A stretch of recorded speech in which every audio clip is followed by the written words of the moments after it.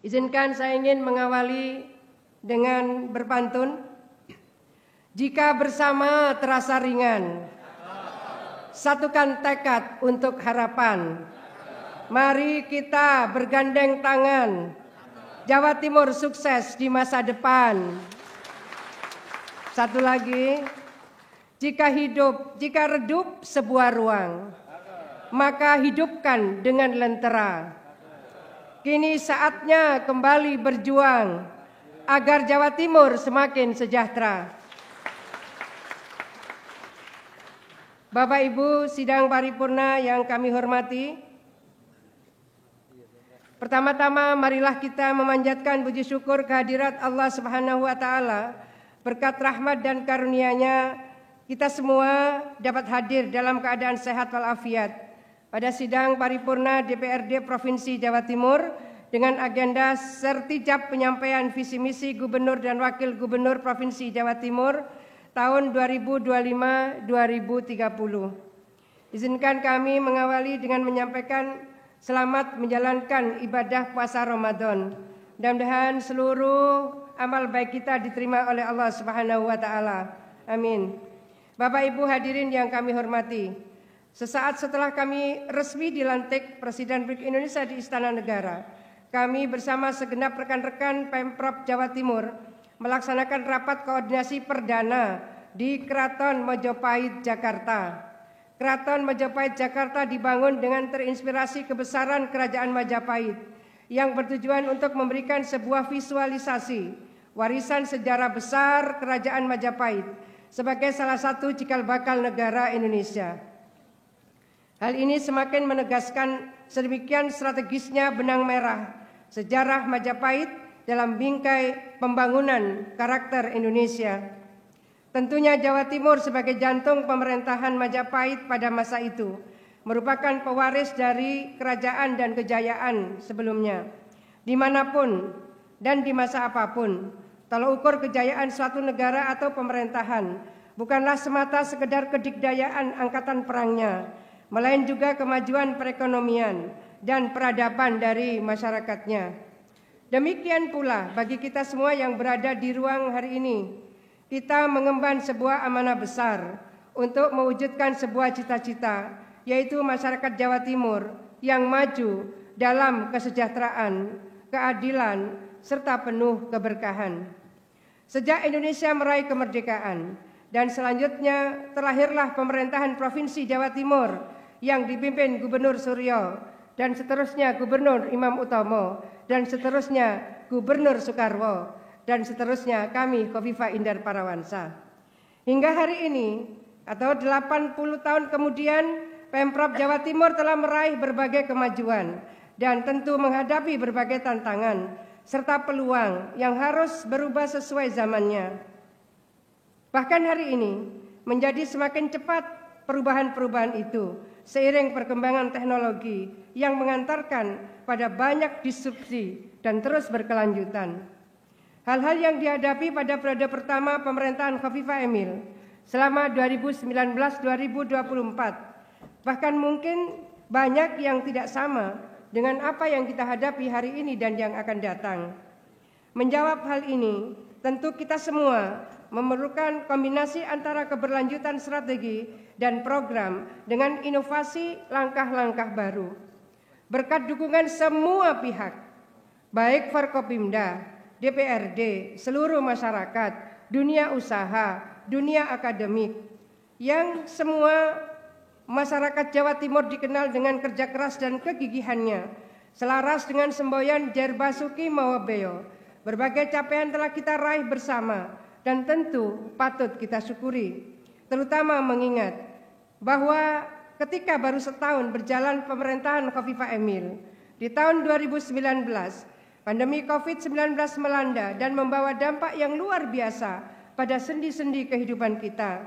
Selama hampir 3 tahun, Pemprov Jawa Timur dan kita semua bangsa Indonesia harus mengalihkan prioritas pembangunan kita kepada penanganan aspek kesehatan dari pandemi COVID-19, serta kita semua melakukan mitigasi risiko sosial ekonomi yang keseluruhannya tentu memberikan dampak kepada hal-hal yang ingin kita capai bersama. Bahkan pandemi COVID-19 ternyata membawa dampak berkelanjutan di berbagai sektor, sehingga usai dinyatakan selesainya pandemi oleh WHO pada bulan Mei 2023, berbagai sektor perekonomian tidak langsung pulih begitu saja.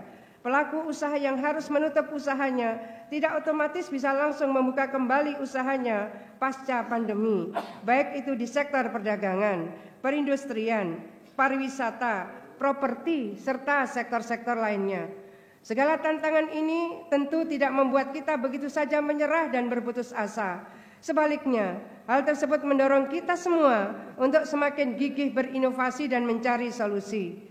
Dengan rahmat Allah Tuhan yang Maha Kuasa, ikhtiar dan doa kita semuanya, alhamdulillah banyak membuahkan hasil yang patut kita syukuri bersama.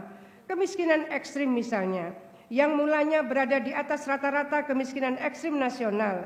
Di tahun 2020, angka kemiskinan ekstrim Jawa Timur mencapai 4,4%, kemudian menurun secara signifikan. Akhirnya pada Maret 2024, kemiskinan ekstrim di Jawa Timur 0,66%. Kembali bahwa ini adalah kerja keras semuanya, DPRD, Forkopimda, dunia usaha, dunia kampus dan seluruh masyarakat semua. Tentu juga peran dari pemerintah pusat yang memberikan berbagai program kepada Provinsi Jawa Timur.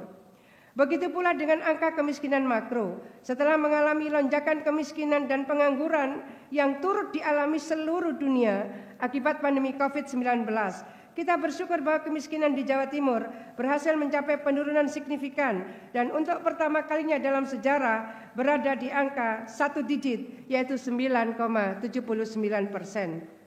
Penurunan kemiskinan Jawa Timur pada periode Maret 23 hingga Maret 24 yang bertepatan dengan penghujung masa jabatan periode pertama kami, Khofifah Emil, ternyata berkontribusi 30,34% terhadap penurunan kemiskinan nasional dan menjadi penurunan tertinggi secara nasional.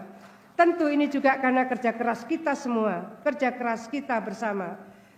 Demikian pula dengan indeks pembangunan manusia sebagai tolak ukur pembangunan manusia yang utama, di mana ukuran kesehatan, pendidikan, dan kesejahteraan turut tercakup di dalamnya.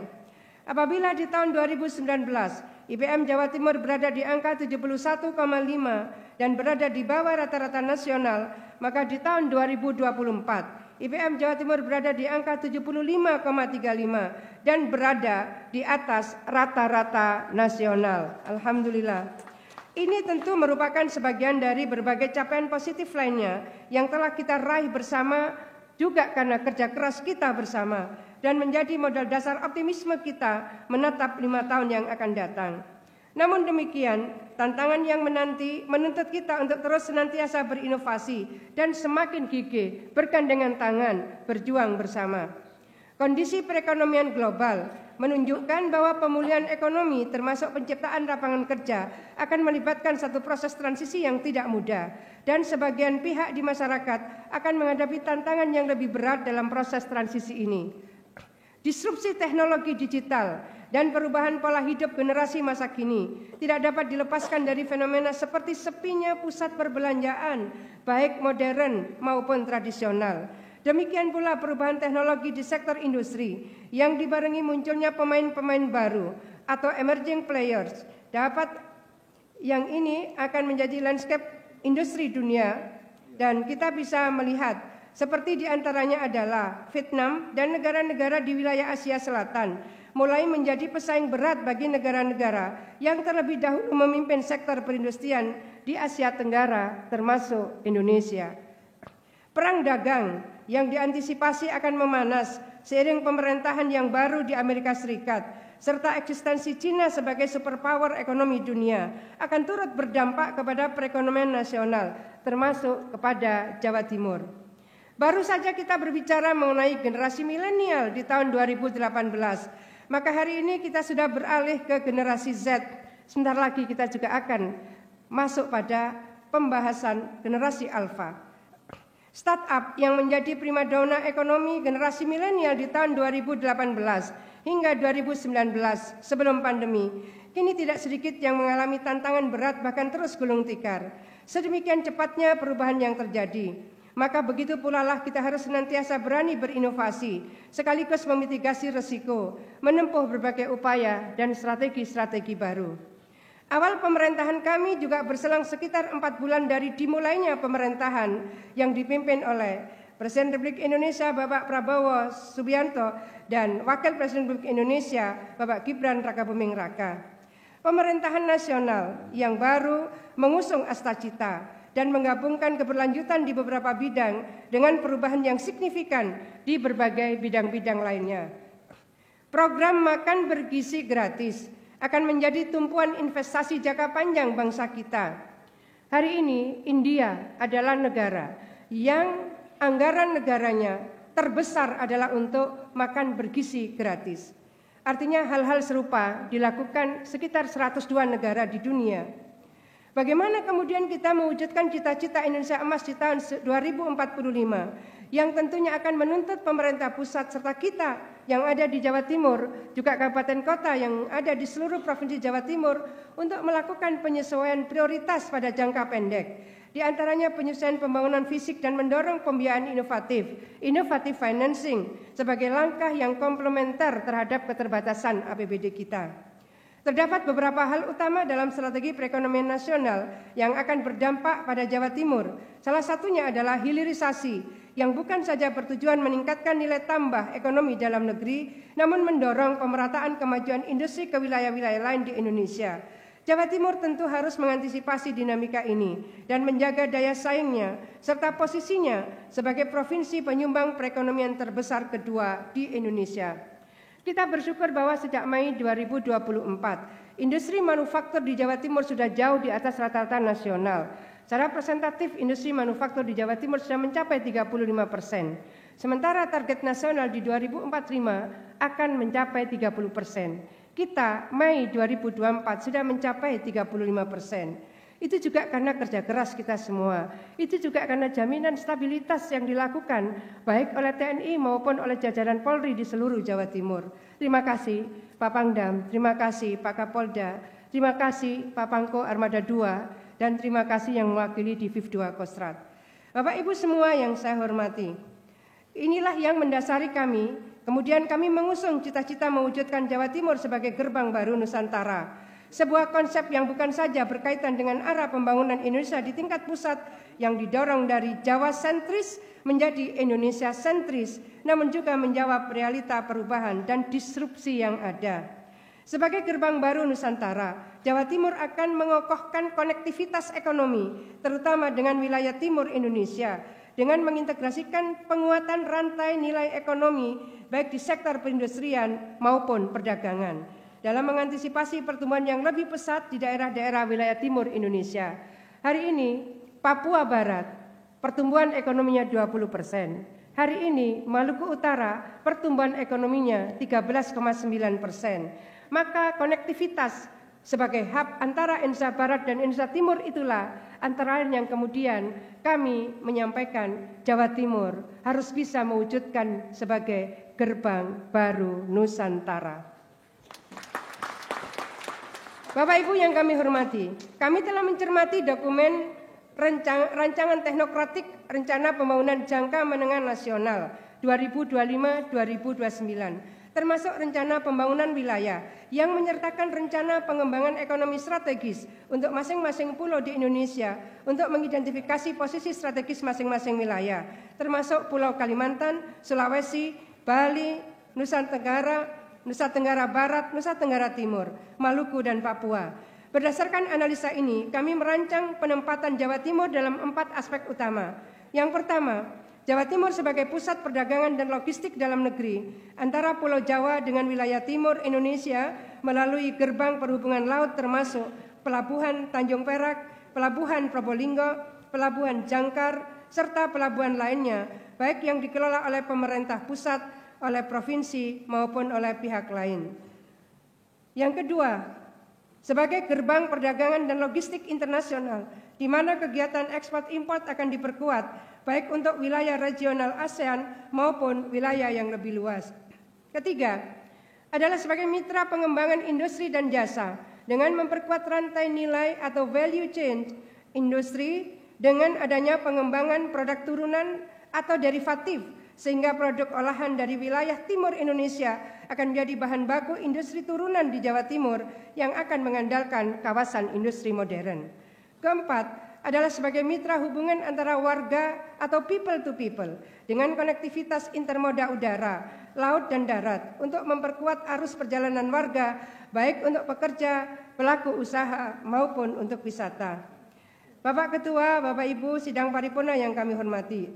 Keempat, aspek utama di atas meskipun utamanya berkaitan dengan fungsi ekonomi, tentunya perlu berdiri di atas fondasi pembangunan sosial yang kokoh, penguatan layanan pendidikan, kesehatan, serta basis kebudayaan, dan terutamanya adalah aspek spiritualitas keagamaan senantiasa menjadi prioritas utama demi terwujudnya masyarakat yang berintegritas dan berdaya saing serta berakhlakul karimah.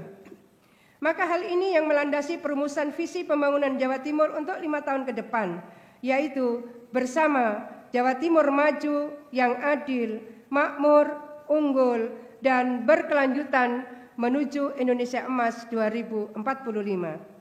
Visi dimaksud mengandung makna bahwa pertama, kebersamaan itu akan mengajak seluruh elemen masyarakat bekerja sama dalam satu tekad yang kuat, melanjutkan perjuangan untuk menjadikan Jawa Timur sebagai center of gravity yang strategis dan berkembang pesat. Ketiga, menciptakan keadilan sosial, kemakmuran ekonomi, keunggulan inovasi dan pembangunan yang berkelanjutan. Keempat, melalui upaya untuk mencapai tujuan-tujuan dengan rencana dan strategi yang terukur. Dan kelima, mendukung visi nasional daya saing tinggi di tahun 2045.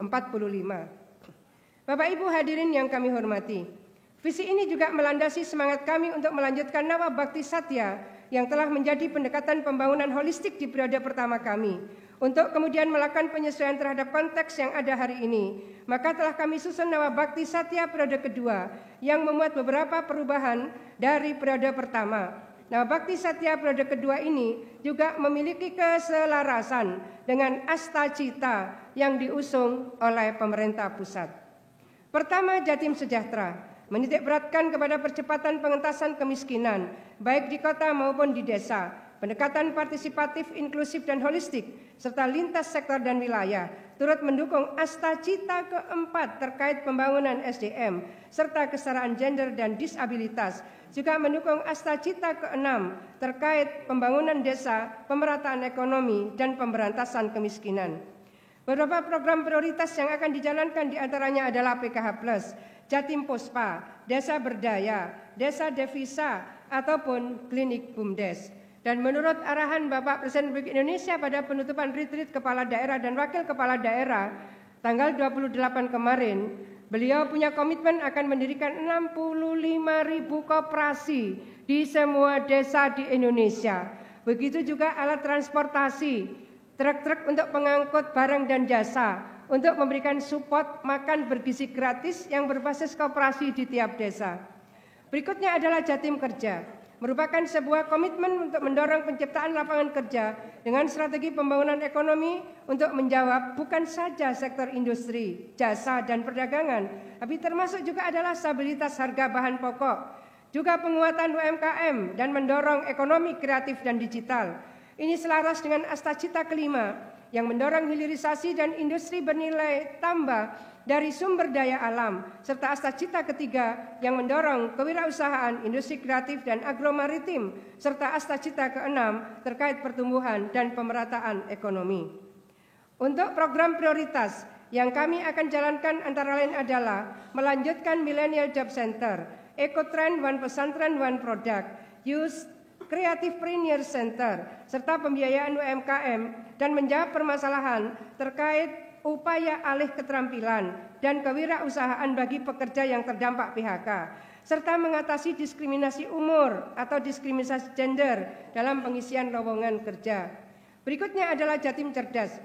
Ini menjadi sebuah bakti tersendiri karena dulu adalah Jatim Cerdas, Kesehatan dan Pendidikan. Kini menjadi sebuah bakti tersendiri karena akan secara khusus menjawab upaya mewujudkan pendidikan yang berkualitas dan inklusif. Ini sejalan dengan Asta Cita keempat, yaitu memperkuat pembangunan SDM termasuk pendidikan. Astacita keempat juga berkaitan dengan program MBG dan dibangunnya sekolah unggul, sekolah Garuda yang rencananya akan dibangun di 40 titik. Jatim Sehat juga menjadi bakti tersendiri dengan komitmen untuk semakin memantapkan pelayanan kesehatan yang berkualitas dan inklusif. Bakti ini juga mendukung Astacita keempat, yaitu memperkuat pembangunan SDM serta kesehatan.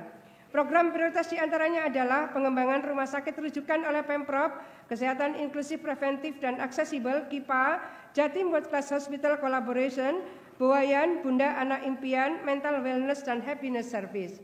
Berikutnya adalah Jatim Akses, yang merupakan komitmen berkelanjutan dalam mewujudkan akses kepada infrastruktur demi konektivitas antar wilayah dan intraaglomerasi serta mewujudkan pelayanan dasar. Ini selaras dengan Astacita ketiga, yaitu pengembangan infrastruktur dan sejalan dengan program prioritas bakti Jatim Akses. Di antaranya mudik gratis.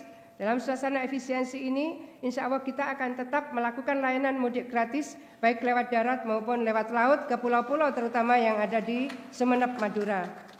Jatim Berkah Amanah, yang merupakan sebuah kesadaran bahwa pemerintahan yang berintegritas senantiasa berdiri kokoh dalam upaya mewujudkan masyarakat dan insan pemerintahan yang berketuhanan. Ini selaras dengan Astacita ke-1 untuk memperkokoh ideologi Pancasila dan hak asasi manusia, serta Astacita ke-7, yaitu memperkuat reformasi politik, reformasi hukum, dan reformasi birokrasi. Selanjutnya Jatim Agro merupakan satu keberlanjutan dari komitmen mendalam mengenai pentingnya sektor pertanian sebagai tulang punggung kedaulatan pangan. Komitmen ini harus diwujudkan dalam peningkatan kesejahteraan petani, peternak, nelayan melalui tata niaga berkeadilan, akses optimal kepada sarana produksi, pembiayaan, daya dukung infrastruktur pertanian demi memantapkan posisi Jawa Timur sebagai lumbung pangan nasional. Hal ini selaras dengan Astacita kedua mengenai swasembada pangan, ekonomi hijau, ekonomi biru, serta mendukung Astacita kelima, yaitu melanjutkan hilirisasi. Selanjutnya Jatim Harmoni menjadi upaya menjaga terwujudnya masyarakat yang harmonis melalui pengembangan nilai-nilai toleransi, keadilan dalam keberagaman, pengaruh utamaan gender, serta memajukan seni budaya dan prestasi olahraga. Hal ini selaras dengan Astacita keempat terkait dengan pembangunan SDM. Serta Astacita ke-8 yaitu harmonisasi lingkungan, alam, dan budaya, serta toleransi antar umat beragama. Beberapa program prioritas bakti Jatim Harmoni diantaranya adalah kenduri kebinekaan, kopi laborasi, ngopi, dan kolaborasi serap aspirasi, seni waris, sentra penguatan seniman budayawan dan warisan adat. Selanjutnya Jatim Lestari menegaskan lebih dalam sebagai sebuah bakti tersendiri komitmen Jawa Timur untuk menjaga kelestarian lingkungan hidup demi pembangunan yang berkelanjutan. Ini selaras dengan Astacita ke-8 yaitu harmonisasi lingkungan alam dan budaya. Beberapa program prioritas bakti Jatim Lestari diantaranya adalah berseri, bersih dengan renewable energy, Dewi Cemara, Mangrove Lestari, dan Pestana, pesantren tangguh bencana. Bapak Ketua, Bapak Ibu hadirin yang kami hormati, pasca pelantikan kami selama 8 hari telah mengikuti pembekalan dalam retreat kepala daerah dan wakil kepala daerah di Lembah Tidar, Akmil, Magelang. Hari ini di awal bulan puasa Ramadan, tentu tidak menyurutkan langkah kita semua, langkah kami untuk bergerak cepat dalam menjalankan program pembangunan. Kami ingin menyampaikan beberapa program quick win yang akan menjadi salah satu dari fokus selama 3 bulan ke depan. Pertama adalah menjaga stabilitas harga di bulan Ramadan, pangan sebagai basis berkelanjutan untuk penguatan hulu hilir agro. Kedua adalah meningkatkan efektivitas sistem pelayanan publik yang berbasis digital terpadu dengan menambah jumlah aplikasi pemerintah terintegrasi ke dalam platform Majadigi Super Apps, termasuk integrasi DTSEN. Data tunggal, kalau ada terpadu maka saya ingin data tunggal sosial ekonomi nasional. Yang ketiga adalah melaksanakan mudik gratis berbasis angkutan darat dan laut, termasuk pemantapan penanganan dermaga Pelabuhan Jangkar, pemantapan jalan. Hal ini sudah kami lakukan sejak usai dilantik. Kami langsung menyampaikan kepada Pak Sekda dinas terkait untuk bisa langsung meningkatkan kemantapan jalan yang bisa dilalui dengan aman dan nyaman untuk masyarakat yang sedang mudik. Keempat, mendorong peningkatan frekuensi dan kapasitas pelayanan Transjatim di koridor-koridor existing, serta meningkatkan kenyamanan halte dan rute. Berikut pula memulai koridor 6 dengan rute Sidoarjo Mojokerto. Yang kelima adalah mempercepat dimulainya tahapan periode 2025 untuk pembangunan Rumah Sakit Muhammad Nur serta pembangunan Rumah Sakit Paru di Jember. Yang keenam, menginisiasi program penguatan kompetensi kecerdasan buatan Artificial Intelligence kepada talenta Millennium Job Center dalam rangka memperkuat ekosistem ekonomi digital dan ekonomi kreatif bagi generasi Z dan UMKM. Ketujuh, meluncurkan program perluasan pembiayaan usaha mikro dan usaha kecil melalui hibah modal Basnas, pembiayaan ultramikro Bank UMKM, dan penyaluran KUR melalui Bank Pembangunan Daerah Jawa Timur. Kedelapan, melakukan pemantapan jalan dengan sapu bersih lubang dan pemeliharaan rutin untuk mengantisipasi arus lalu lintas Lebaran. 9, inisiasi pemantapan ekonomi kreatif dalam program Desa Berdaya dengan sinergi program Desa Wisata, Desa Devisa, Klinik BUMDes, dan Ekotrend. 10, merujuk data BMKG bahwa kemarau akan dimulai April sampai Juni, memulai pelaksanaan penanganan sungai-sungai rawan banjir dalam kewenangan provinsi, termasuk pembersihan dan pengerukan sebagai langkah proaktif mitigasi bencana. Hal ini turut mencakup penanganan sistem drainase dan mitigasi banjir di Jalan Soekarno-Hatta, Kota Malang, serta pembangunan cek dam di Kali Tanggul, serta di Lumajang. Bapak Ketua, Bapak Ibu Sidang Paripurna yang kami hormati, demikian visi dan rancangan misi Provinsi Jawa Timur yang dapat kami sampaikan. Selanjutnya akan kita bahas bersama-sama sebagai satu kesatuan untuk dijabarkan dalam dokumen Rencana Pembangunan Jangka Menengah Daerah tahun 2025-2030. Semua dukungan, semua kolaborasi, semua kerjasama dari semua pihak, jajaran legislatif, partai politik, tokoh masyarakat, tokoh agama, organisasi kemasyarakatan, dunia usaha, perguruan tinggi, kawan-kawan media, semuanya sangat kami harapkan untuk bersama-sama bergotong royong mewujudkan Jawa Timur sebagai gerbang baru Nusantara menuju Jawa Timur maju, berprestasi dan sejahtera. Atas perhatian semuanya, saya dan Pak Wagub Pak Emil Alistianto Dardak menyampaikan terima kasih. Semoga Allah Subhanahu wa Ta'ala, Tuhan yang Maha Kuasa, senantiasa memberikan bimbingan, memberikan taufik dan hidayahnya kepada kita semua. Amin. Wallahul muwaffiq ila aqwamit thoriq. Wassalamualaikum warahmatullahi wabarakatuh.